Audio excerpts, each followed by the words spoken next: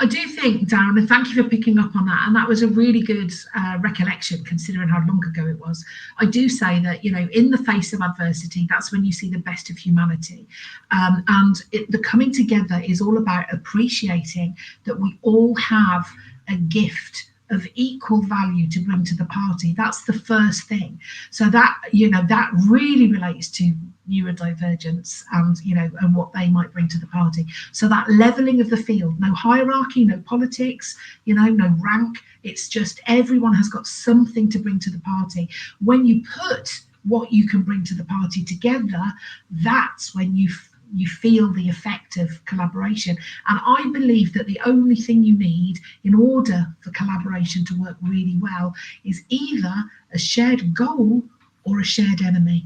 That's it. And I'm going to give you the example when the pandemic hit, that feeling when you're out on the streets, clapping for the NHS and the support workers and all that kind of thing, that feeling of camaraderie, that feeling that you're connected somehow to people on all corners of the planet with a feeling, with love, with support. That's an incredible thing. And that's the thing that once you've tasted, once you've felt, you never want to let go of. So you're always going to be chasing that. So that's why collaboration is really, really important to me, Darren.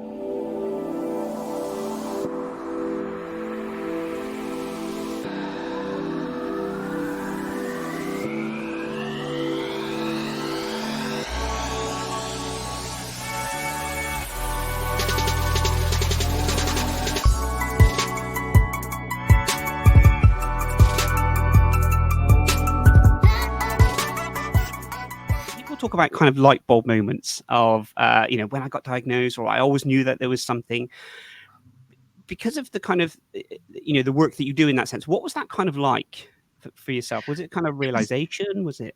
Yeah, it was complete affirmation. It was, I kind of gathered this. I spent 20 years since the tsunami. I spent like 20 years being a behaviour expert, understanding how we tick, understanding where that comes from, and seeing the results in the analyses that I create. And if you look at my results in my own report, you'll see they're very polar. Now, and then having worked with people on neurodiversity like Dr. Linda Shaw, I remember Linda said to me one day, Michelle, you can't do this and that at the same time. I'm going, yeah, I can. And she's like, well, you probably can't. And I'm like, but I do. And she said, well, you might want to look at that, Michelle. And that was the trigger for me that said, do you know what? If I am neurodivergent, that would make so much sense to everything. So I actually went through my private insurance in order to get it. But when I got that diagnosis, there was such a sense of relief. It's like, oh, that makes so much sense. And now I can go and show young adults and other people that it's not a disability, that you can still achieve. And I just wanted to be able to go out and turn that narrative on its head for starters. Where do you think the narrative has come from when we talk about, we tend to think of the narrative, say take dyslexia, for instance. If we're looking we're Googling, dyslexia, it tends to come up with what the problems are, as in, which is right, when we say this. But there is a lot of negative connotations on this. And then we have to kind of script it in the sense of saying, well, actually, I feel the parallel sometimes is a little bit too far from, say, someone who is struggling in school, for instance, or struggling in their workplace, to you could be the next Richard Branson. And we're talking someone who's struggling to take the information from the board or whatever it is that they need to be doing, to them the potential of being, a multi-billionaire. Now, I'm not saying, not stamping on anyone's, progress, but sometimes I think, again, just from my narrative, that we miss the middle bit. You're absolutely right, and I think that's the same with a lot of things. As a society, globally as a society, I think that when we discover something, then we suddenly realise how wrong we've been doing it. For instance, calling dyslexia and ADHD and other neurodivergent conditions as mental disorders, it's right there on Google. That's your first step. We've been doing this wrong for so long. But then what happens is we bounce forward into this wonderful world of unicorns and rainbows where everything is a superpower, and then what happens after a period of time is we find the comfortable place in the middle that allows us to move forward as a society. That's how I see it. So I see this as being this huge surge of understanding. So many people are saying, oh, well, why is it trendy to be neurodivergent? It's not trendy, it's just we've had a massive awareness and awakening. And yeah, that's going to cause some people to go to the top and drive that kind of superpower thing forward, which I do as well, I must admit. But we can't. You're right. We can't forget the middle. We've got to find that middle ground. It can't be either side. It's got to be somewhere in the middle. Absolutely. Thank you so much for sharing that. And I look at, being in the kind of, I use terminology like being in the sector, which I shouldn't use in that sense. But I guess my own diagnosis at the age of 36, I guess that was my journey to start thinking about, what does this look like? And I see, like, I think of them as kind of mavericks, really. The people that were really kind of championing it before it became, I guess, global news, in the sense now, I guess dyslexia, the way I've seen it is that we've had the kind of the awareness around dyslexia for quite some time, and now it's kind of the media is talking a lot about kind of ADHD, and I still feel there's the kind of dyspraxia and dyscalculia that doesn't seem to have as much limelight. I know it's crazy when we start thinking about the words limelight for these for neurodivergent, but I feel, will there come a time when we've gone from dyslexia to ADHD, and now dyscalculia will get more of an reckoning, ADHD will get dyspraxia will get more of an understanding. I just don't know if it's working on cycles. I mean, it would be amazing if we could collectively be, everyone on the same par. Yeah, and I think it's unrealistic to think that. I think, as we're growing our understanding and realizing that all of these things, or not all of these things, but many of these things are connected. Actually, first of all, I got at 53, I got my diagnosis of massively ADHD. And it's, that's a long time coming, believe me. But you look back and you think, oh my gosh, yeah, I do have dyscalculia, and I know that I have, and that's why I never touch the finances, because I literally get everything mixed up, and I take it all the way back to my exams at school, and I'm thinking, how can one child, which I was a child at the time taking my O-levels, how can you get an A in your English language O-level and a U ungraded in mathematics? Why then were the teachers not going, hold on a minute, you can't be that polar, there is something that we are doing that is not supporting this individual, there's something amiss here. So I think we are in a much better place as we learn about these things to be able to support young people and adults, through their understanding. I look back now and I think, when I was very, very small, I'm looking at things and I'm thinking, well, that's Tourette's, and it's all connected to ADHD. So there are elements that, and I think the labels is one thing it's really difficult. You've got to try and have more fluid labels, I think, With that, do you think we so I would say I have dyslexia and I have ADHD. That's what I would say. But like we just mentioned, there is kind of traits of probably autism, dyspraxia, dyscalculia. But we tend to go for, when we talk about these things, we tend to go straight in with one thing and then maybe branch off to the other thing and dilute the other things. Is there a thought pattern behind that, of that, or is it because we can't, I guess, naturally just go, well, I'm. Is there a kind of a human behavior around this, why you would lead for one, or you feel that one would have more of an effect? I don't know. I think you're spot on with. I mean, you're so intuitive anyway, Darren, and that's part of your superpower. That deep empathy, that brilliant communication. It's just natural. It's part of you. But yeah, I think it is human behavior. We tend to want to pigeonhole because it's almost like we've got a filing system in our head, and when you deliver information to someone else, I used to say this in sales, and I've always said it.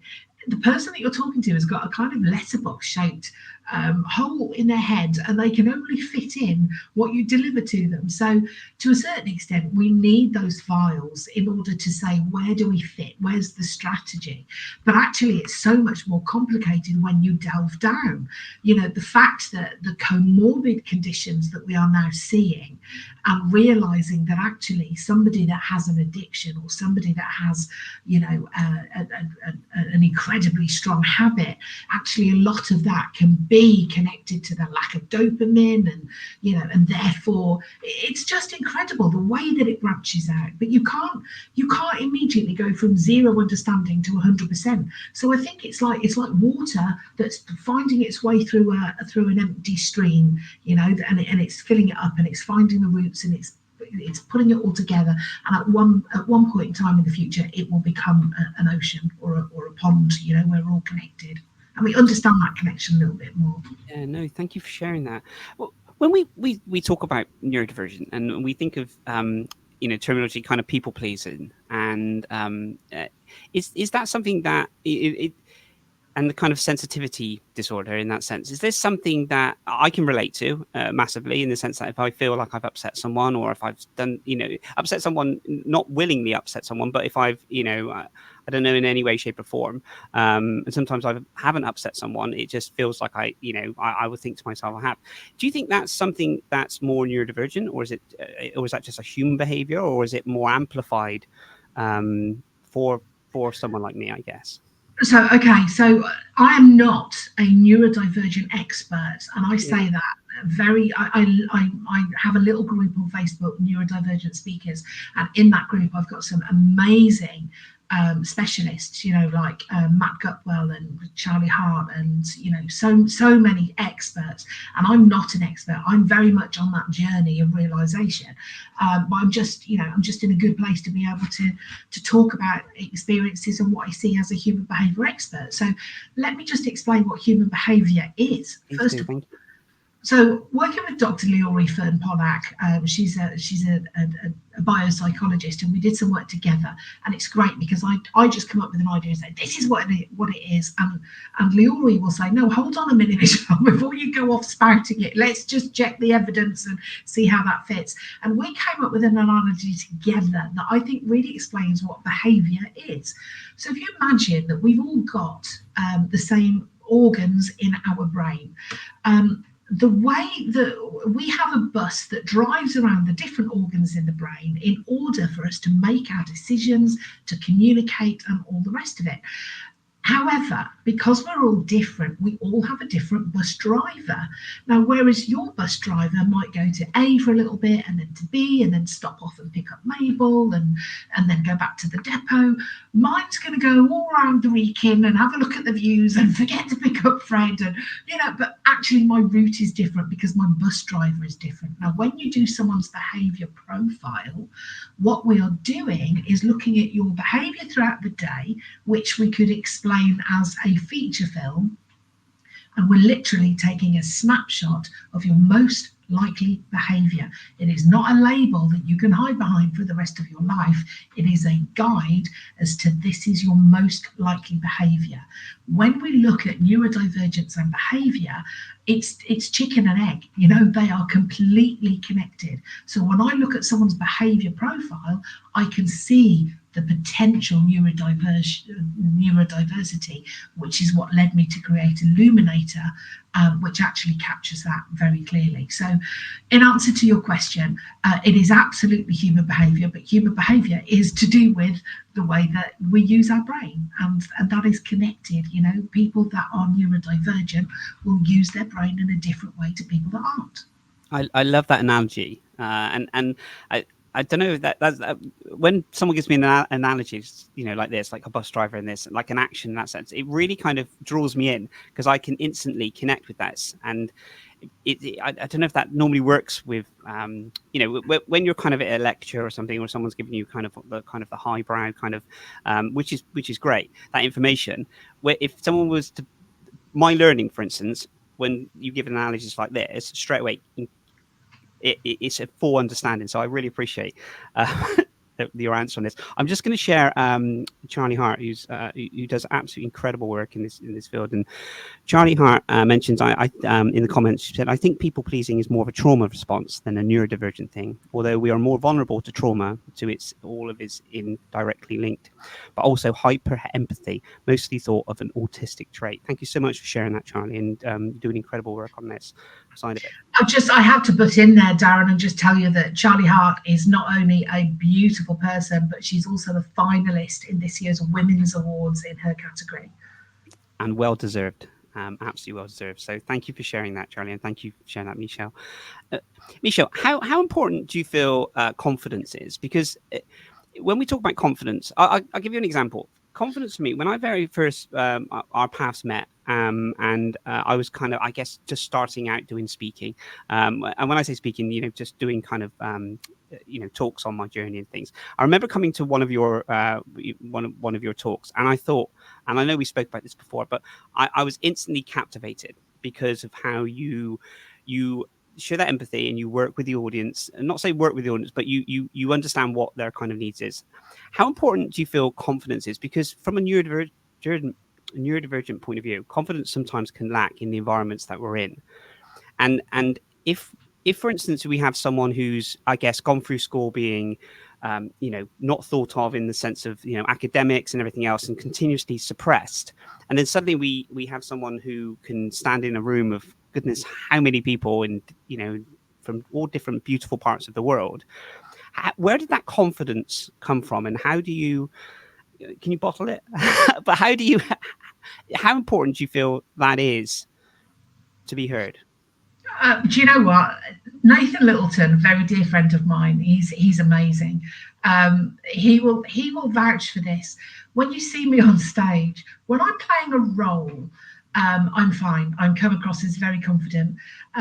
When I am doing a keynote, because I know my subject inside out, I come across as very confident. I'm not, Darren, and a lot of speakers aren't. If you ask me to go on stage and do something I'm not used to, like the awards that I did with Nathan at his conference last year, I turn into a bag of nerves. And when I won at the comedy night competition, I got up on stage and I was just bleh. There's no confidence there at all. So to a certain extent, I don't think that people that are confident make good speakers. And the confidence is nothing to do with what you deliver.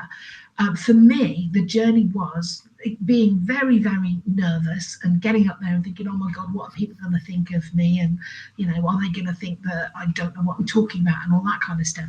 Knowing your subject inside out gives you that air of confidence. It's a safe place. But I'm always going to think, does someone think my bum looks big in this? It's always there. So it's smoke and mirrors. When you talk about confidence, it's much, much deeper than that. Thank you for sharing that. What would you say to someone who's listening to this, either watching it or listening to it on the podcast, in that sense, with that stage where they feel they have a story to share, or they have a voice that they want to kind of share either their journey or what it is they're doing? What would the kind of the first steps from again, just purely from your kind of experience or your opinion, what would you think would be the kind of first steps for that?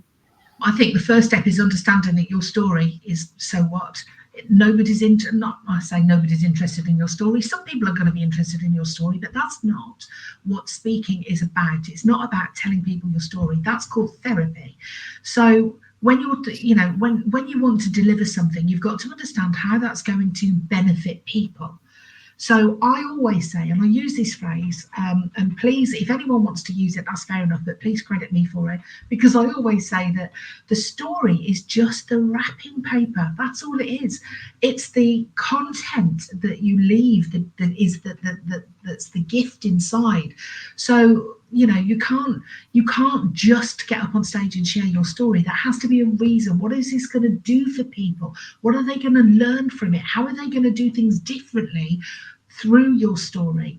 It's not about you. And people that come to me say, oh, Michelle, I want to join the Professional Speaking Association. And I say, great, why? And they say, oh, I'm born to be on stage. I'm brilliant up there and people love me. They're the first people I think are probably not ready You know, it's not about that. It's about how you can be in service. What difference are you going to make? What difference are your words going to make to people? And until you get that right, don't even bother stepping on stage. It took me more than 12 years to ever talk about what happened to me in the Boxing Day tsunami. I never intended to do so. I only did when I realised that the story was actually a really important piece of wrapping paper to carry the message. One of the most beautiful things that I heard you mention, one of is when you mentioned in your talk about the tsunami. You mentioned about how everyone came together and the communities that came together, and there was no politics, there was no money, there was no change of hands in this. It was I'm not delivering as adequately as you did, but it was just that it gave me goosebumps just thinking about it. That whole kind of coming together.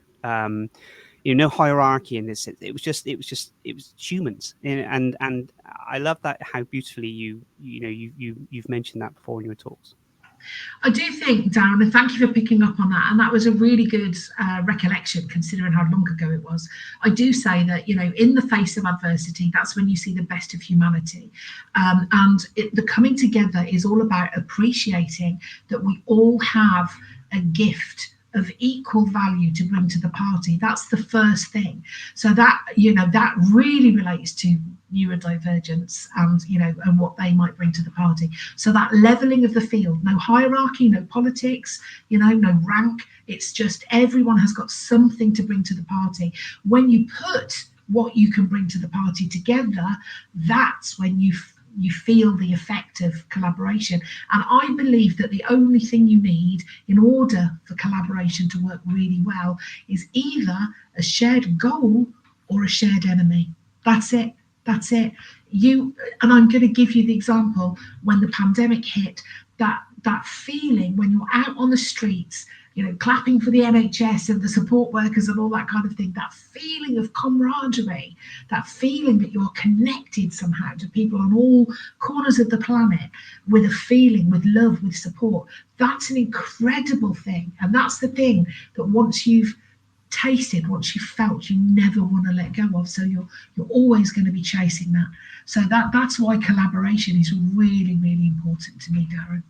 I really appreciate that. And for anyone that hasn't seen the incredible TED Talk that Michelle did, I will link that so you could hear the story. So so you will be able to watch that, and please also give it a like and some support.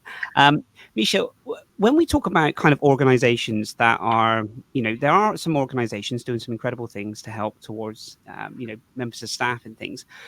And then there's organizations, and I see it as I know when I've spoken to some very large organizations before, and it's just a case of, it's normally around kind of October. My inbox kind of fills up around October in the sense it's Dyslexia Awareness Week / month. We want to kind of we want to educate our team around dyslexia. Can you come in for a talk? And those conversations I think are brilliant. But I always say, well, actually, okay, so once you've done the talk, what is it you're going to be doing then? Because I always feel you're almost opening Pandora's box, in the sense that once you've done a talk, where's the support? What's going to happen? What's next? So I always think whenever I talk to an organization, I'm saying, okay, so the talk is step one. What's your plan and your journey in that sense? Would you say that that's the kind of the right protocol or the right process when you're speaking to organizations? Okay, because of my behaviour type, I am the kind of person that likes to give solutions. So what I always do in all of my talks is I give solutions. So when I delivered the Astonishing Advantages of the Neurodivergent, I delivered that at the NEC at the IHR conference only a couple of months ago. The people in that audience were amazing. We had talent acquisition managers, we had heads of people from all sorts of organizations, and these people are ahead of the game. They've already got teams set up to support people with neurodivergence and lots of different things that they're doing sterling work. But actually a lot of them were astonished that I was saying, look, just start with thinking about the environment. Just start with thinking about how you empower these people. Start by thinking what they bring to the party, rather than thinking what support do they need and what drain on our resources are they going to be. And that was the feedback that I got from that talk. It's like, oh my gosh, you've actually given us things that we can go back and actually implement immediately without any cost at all. You know, changing the lighting and changing the heating and changing the environment isn't going to cost you a penny normally.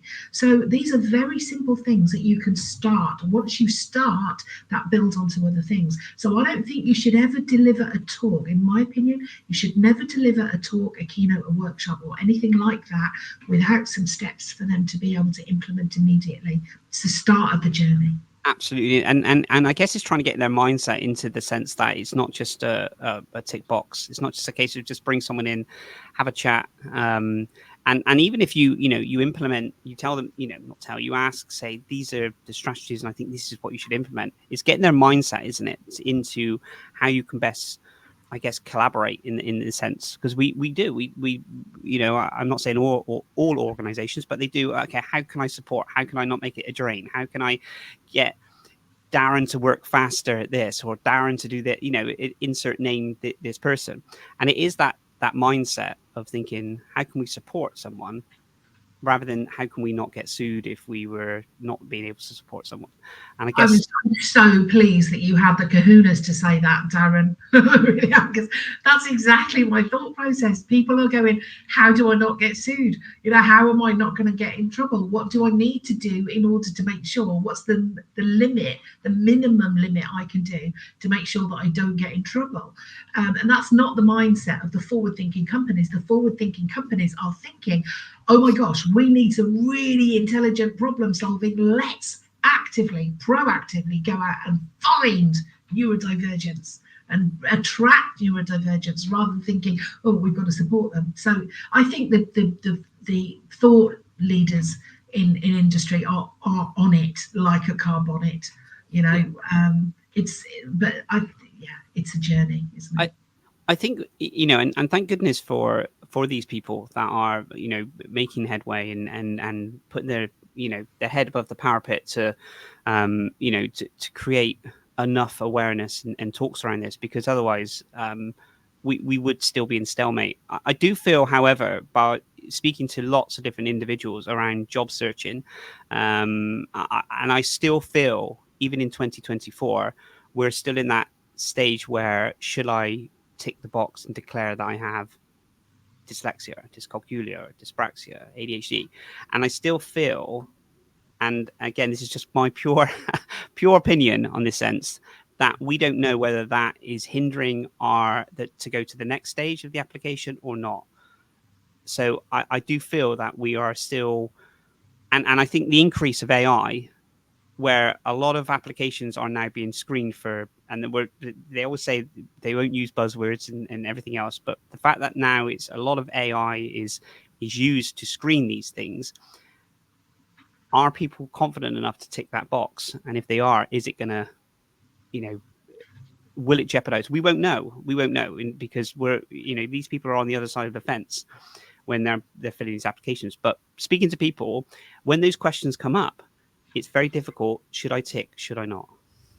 Do you know what, Darren, that is such an insightful thing to bring up, because if you think about any discrimination, it's always been like that. Should I say it or should I not? But actually, this comes down to our mindset. So, when I was, many years ago, when I was in the Air Force, I'm a woman. Does that hinder me? Actually, no, it's an advantage in terms of me getting my corporals and my sergeant, because they have to fill the criteria of having a certain amount of women. We have to have a certain amount of diversity on a speaking panel, and this, that, and the other. So actually, I see it as a massive advantage. Yes, I have ADHD and I have all the superpowers that come with that, and that sets me aside from other people. But actually, if there are people that are still thinking, okay, we've got to show diversity, what have we got here that's diverse, and all the rest of it, it's kind of an advantage rather than a disadvantage. And I guess that comes down to to the mindset. I mean, I've just applied for a Women in Innovation grant award, and please keep your fingers crossed for me. It would make a world of difference to what I'm trying to do on this planet, if I was successful in that. And I ask the questions: do you have people on the panel that are neurodivergent? Can I give you some feedback on the application process? And they were so beautifully open to it. Yes, we have people that are neurodivergent aware and have been on courses that are on the judging panel, and and we're really open to hearing about how the application process might be changed to be more inclusive for neurodivergent. That's what I want to hear from all organisations, that beautiful acceptance and openness to say, yes, we're open to this, we're supportive. And I feel absolutely, and I feel there are best of luck with the grant, honestly, and fingers crossed for that, because and this is the thing, there are so many grants out there for so many different things, and once when I hear of the possibility of getting that and the incredible changes in the work that you can do from this, and I think to myself, that's what ideally grants should be for. What an incredible thing you would be able to achieve from that. So I wish you the very best on that. The thought, just quickly going back to the application form side of it, I'm again just speaking from experience of speaking to many people. I'll give you an example. I shared on a LinkedIn post a while back of an individual that has applied for countless jobs, over 100 and something jobs, and each time they crafted their CV. They paid for some great people to help with the CV and their cover letter, and they had very, very heavily dyslexic, and they've had over 100 rejections that have come back, and they've tried different industries and different things, and it's very hard for someone. And each time, every single time, they tick the box to say that they have dyslexia and ADHD in this sense. So I'm not saying that those were the reasons behind it, because you can delve into it even more. Was it the right industry for that individual? Was whatever that looks like. But speaking to numerous different people, I feel it's an advantage. So if I was applying for a job, I would put this, because I feel confident in the sense of what I can bring to the table in that sense. But it's very difficult if someone is struggling to have that kind of mindset to think, well, actually, maybe next time I won't tick the box. And if I do get the position, how do I then declare it? How do I then do the job that is asked from me? And how do I get the support? And I guess that's, from a behavior point of view, I think that could put someone feeling, very unsure of themselves.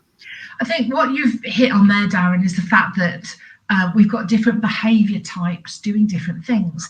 Now, if you have somebody that is a particular behavior type and wants to make sure that all the boxes are ticked, and that that this fits and that fits, and have very little flexibility, then that's not necessarily going to be advantageous. So the only thing that we can do with somebody that has been unsuccessful in 100 of those applications is to ask the reasons why. And one of the things that we can do is ask the question, what is your process in terms of filtering down and coming up with a shortlist? What is the process, and what do you have in place that takes on board a potentially neurodivergent application, and just make sure that they've got the right people in place. If you look at all the companies like Peregrine and Kia Group and Warwick University and Sainsbury's and all those wonderful companies that have got these teams set up, they have neurodivergent people heading those teams.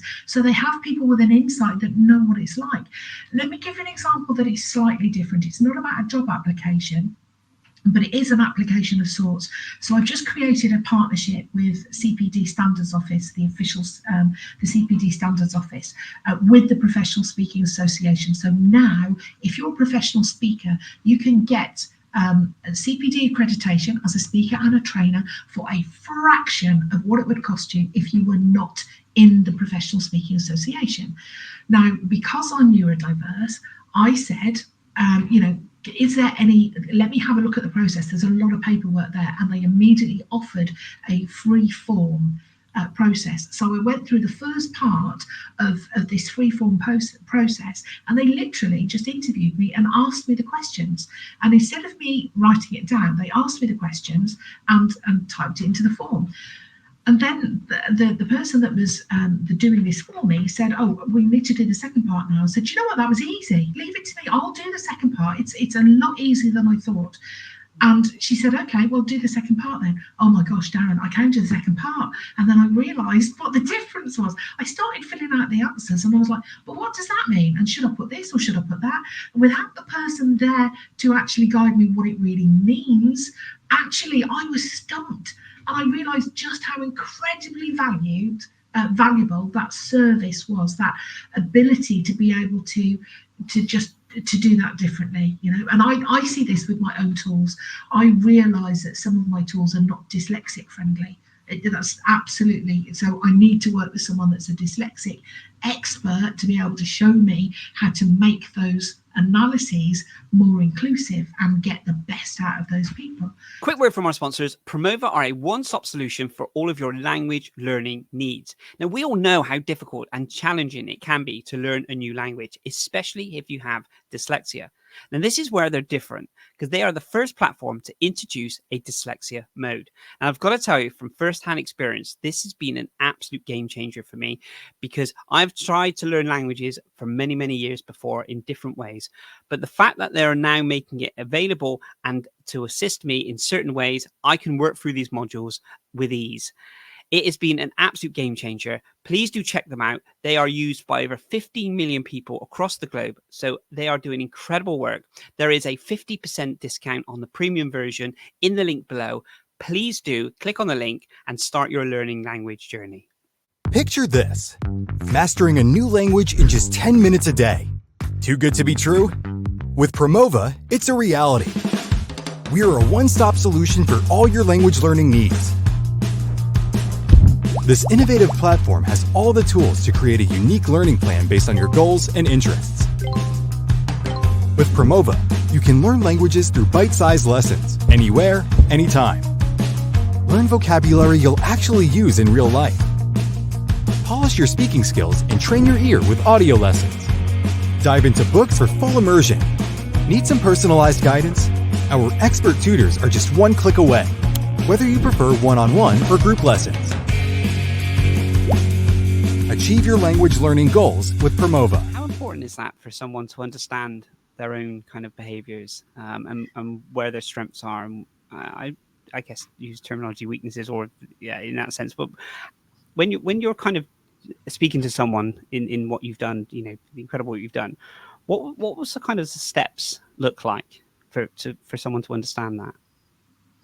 So I think there might be two questions there. The first question is how important is it for you to understand your own behaviour? I think this is the problem. A lot of people treat a behaviour profile and all of those kinds of analyses as a bit of a vanity tool. It's like, oh, it says some nice things about me, isn't that lovely? And then it goes into your drawer and nobody does anything with it. That's what you're doing wrong.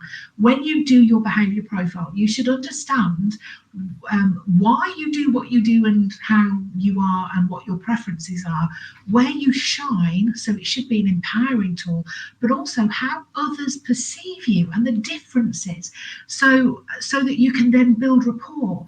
And that's the most important thing. It's understanding where you are in terms of other people as well. So it's not just about understanding your own behaviour, it's about understanding how other people perceive that behaviour and the whole spectrum of how that can be different according to their behaviour profile.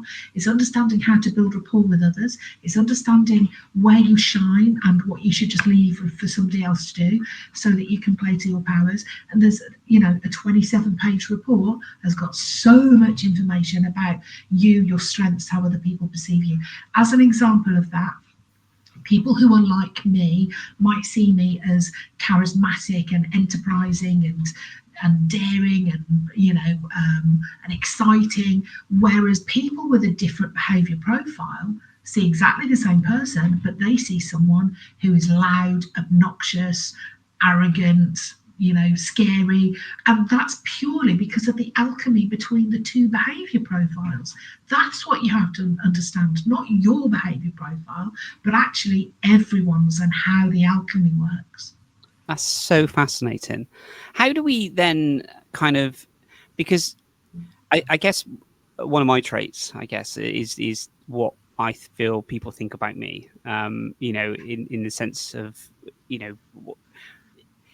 from a confidence point of view, in the sense of, doing the show for the Neurodiversity Stories. For instance, you could put it out, no one watches it, it doesn't work, it could fail. And then, you then think, just, oh my goodness, I'm failed. But then on the other aspect, you can think, well, actually, at least I gave it a go. And then, the other things that I've done, whether it's businesses, whether it's working for organizations, whatever it is, it's how do you get into that kind of mindset of, I guess, having that, I use terminology confidence because we mentioned that before, but how do we get into that mindset of not worrying what people think, but not letting it rule the decisions of you giving things a go, if that makes sense? Again, I think it just comes back to understanding what your expertise is. If you are, and it's a journey. When I first started speaking, I was speaking about very different subjects. I started speaking at the turn of the century, but that was about marketing and business development and all of those kind of things. And then it was about how to communicate over the phone, and how to build rapport. And then it kind of developed. So now, as a speaker, I am so utterly confident. I know that I'm such a safe pair of hands. There is not a single booking that will ever faze me and ever have me flawed. And I have the confidence to know that. Why? Because I know my subject inside out. That's all it is.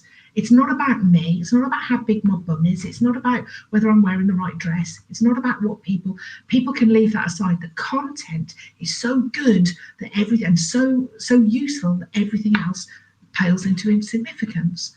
So if you know your subject, you've just got to have the confidence that if people aren't hearing it yet, they will. It's just, you've just got to find the right avenue. Absolutely.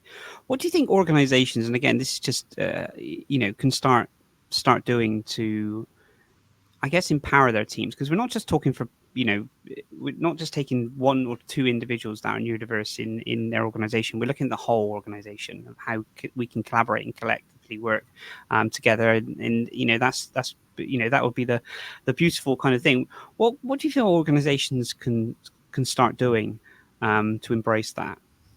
So I think, I'm always going to say that you need to understand who your people are. So as a leader and as a successful leader in the past, having, gained investors in people at only 3 years old, not me, my company, that'd be a bit mad, wouldn't it? So my company was only 3 years old when we gained investors in people. And that proves that actually I have this passion for understanding what my people in the organisation want, and what they need in order to be able to, to be fulfilled and to perform and everything else. So I only work with people passionate leaders. Those are the only people I'm interested in working with. If they're people passionate, I will work with them and I will help them unleash their people power. And that's what you've got to do. You've got to understand what it is that each individual brings to the party. So when you look at somebody that is neurodivergent, they will have some polar results in terms of what they're really good at and what they're really bad at. And they'll hold their hand up and say, please don't ask me to look at, to proofread your documents, because although I'm massively creative, I cannot spell. And you know what you're good at and what you're bad at. People that are not neurodivergent quite often will actually be a little bit more in the middle in terms of being able to switch to different things, but don't necessarily have something that is considered a superpower. And the reason I say superpower is because where it is on that spectrum from 0 to 100%, it's not up at 90%, it's more like down at 65, 70 or whatever. So that's when I talk about superpowers, I'm talking about these polar results. So when you have something that says, yes, Michelle is 100% friendly, for instance, it's going to show that I am 2% or 0% accurate. They're polar, so when I say superpowers, the superpower comes with an opposite, and if you don't have the superpowers, then maybe you're better at lots of things. It's I don't know if I've answered that at all. No, you did. You answered it beautifully. Do you feel that that there is, I guess, some form? Let's say, for instance, someone does get a position within an organization, and they're, say I got a position in an organization. They said, okay, that's Darren. He's dyslexic, so we'll be able to do this, and he's ADHD, so we'll be able to hyper focus. So we can give him this amount of work and stuff. Do you feel that there could be, I guess, higher expectations? And this is the barrier, isn't it? Because we have some organizations that maybe say there's low expectations because they have dyslexia, for instance, or ADHD, or whatever whatever they want to kind of label in that sense. And then we have an organization that embraces someone with dyslexia and ADHD, but don't have the surroundings or the support on this sense. So we do have, a bit of a playing field in the sense that you could potentially go into an organization that are looking to employ more people or neurodivergent, but the expectation could be higher because they've read that if you're ADHD and you hyperfocus, then you'll be able to do X amount more work. So I guess it's what I'm getting at is trying to find that understanding, that balance of what works best for the individual within the organization. Am I right there? Yeah, I think there's different things that you need to realise the most important thing for me when someone is joining the organisation is that the onboarding is good and solid, because that foundation is everything. And when you find that people haven't stayed with an organisation or they haven't excelled in an organisation, you can quite often look at the onboarding and see gaps there that weren't in place. So what we need to do is we need to understand from an individual point of view what drives that person, what do they need for fulfillment.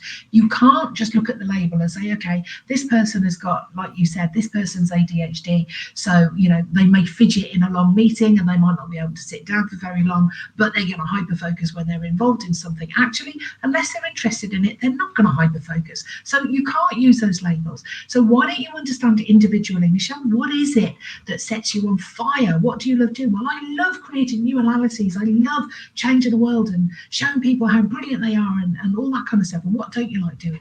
Well, I don't like doing spreadsheets. I can't read maps, and please don't ask me to spell check and all of that kind of stuff.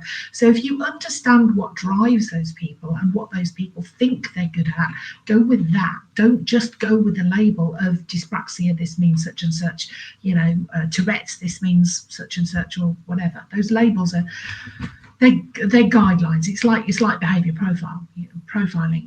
Those labels are simply road signs. That's all they are. It gives us a bit of an insight. Everyone is individual and everyone has got capacity that is different to somebody else. I think as well with this kind of there was a terminology trending for quite some time, and it was like it's like the quit culture or something like this, and it was about if you looked into it, I think a lot of kind of people wrote kind of papers on this, and it was around the younger generation not actually staying in an organization for a long for a long period of time because the culture doesn't work for them, or the surroundings in this sense. And so we are in a situation where we have kind of higher levels of staff turnover, people leaving an organization than they were back in my day, when you would join an organization, then it would be that person's worked there for 30-40 years and then they retire. Do you think it's key now for more organizations to make the culture more inclusive and to make to really understand their people more now than, it was, don't get me wrong, it's important back then as well, but do you think it's just as important now to make sure the culture is right in an organization? Yeah, I think people get the culture in an organisation upside down. What I've seen some leaders do is say, this is our culture, these are our values, you're either in it or you're not, and that's the wrong way around. Your culture is what your people are made up of. So it's the people in the organisation that tell you what the culture is, not the other way around. And actually, it's the same with values. There are so many companies that are trying to hire on values now, but actually they're asking the wrong question. questions. You don't ask someone I don't think you should ask someone what their personal core values are. You should actually just ask them whether they believe in your value and mission, because that's the important thing for you. Do you buy into my value and my mission and what we're doing as an organisation? If they do, then their personal core drivers and core values are nothing to do with you. Why? Because those are formed in your early years. So when we have these, these values that are formed, they're in the ages between 0 and 7. It's all to do with our culture, our backgrounds, our caregivers, our experiences, what we learned, what we were taught. So if you therefore, as a leader, say you must share our values if you want to join our organisation, that is the least inclusive thing I've ever heard in my entire life. And if you did that, you would never hire anyone outside of your own culture. That is not inclusive, darling.